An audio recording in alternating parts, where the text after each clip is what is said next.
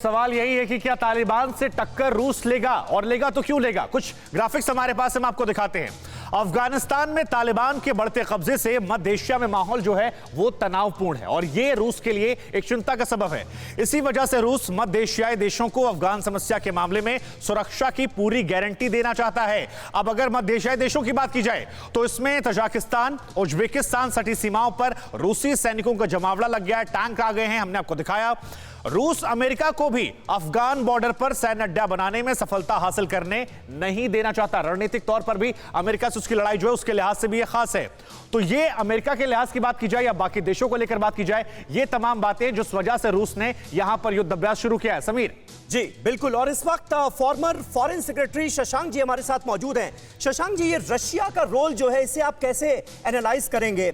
की तो जा रही है वॉर प्रैक्टिस, लेकिन एक मैसेज देने की भी कोशिश तालिबान को है क्या कि हदें लांघी तो रशिया की सेना भी उतर जाएगी मैदान में? देखिए, अफगानिस्तान में कई समुदाय रहते हैं जिसमें पश्तून सबसे ज्यादा हैं, लेकिन इसके अलावा ताजिक्स भी बहुत हैं और उज़्बेक्स भी और हज़ारास भी। और हमारे ख्याल से जिस तरीके से तालिबान ने ये क्लेम करने की कोशिश करी कि 70-80% जमीन उसने अपने हथिया ली है जी। और ताजिक जो सोल्जर्स थे उनको उन्होंने खदेड़ दिया है ताजिकिस्तान के अंदर, तो मेरे ख्याल से उन्होंने कुछ इस तरह की बातें करी कि रूस को और ताजिकिस्तान और उज़्बेकिस्तान और ईरान को लगा कि ये शायद पूरे देश के ऊपर, अफगानिस्तान के ऊपर लड़ाई करके, हिंसा करके वो पूरा अपना आधिपत्य जमाना चाहते हैं, तो वो ये किसी को कबूल नहीं होगा। और हमारे ख्याल से ये रूस जो है वो ताजिक लोगों की और उज़्बेक लोगों को जो मदद करने के लिए, और खासकर ताजिकिस्तान और उज़्बेकिस्तान में जिस तरह की सरकारें वहाँ हैं उनको स्टेबलाइज करने के लिए वो मदद करेगा, जरूर मदद करेगा। ईरान भी हो सकता है कि इस मसले पे कूद जाए बीच में, क्योंकि उन्होंने कह रखा है कि वो कभी हज़ारास को जो है पश्तून उसके अंडर में कंट्रोल नहीं आने देना चाहेंगे। ठीक है शशांक जी, के सिन्हा साहब, लेकिन ये बताइए कि तालिबान की कमर तोड़ने के लिए रशिया किस हद तक जाएगा? क्या उम्मीद की जाए? तजाकिस्तान, उज्बेकिस्तान, रशिया, इनका क्या रोल हो सकता है अफगानिस्तान में? अमेरिकी फोर्सेस अभी भी पूरी तरह से वहां से गई नहीं है, उनकी भी मौजूदगी है। देखिए समीर साहब, जो मेन रीजन है रशिया के बारे में आपने बात किया, आपको सबको पता है कि दुशानबे में के अंदर में रशिया का मिलिट्री बेस है, बहुत बड़ा बेस है।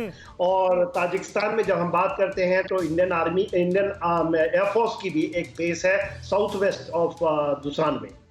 नाउ क्या कारण है? 3 मेन कारण है कि रशिया क्यों जाएगा।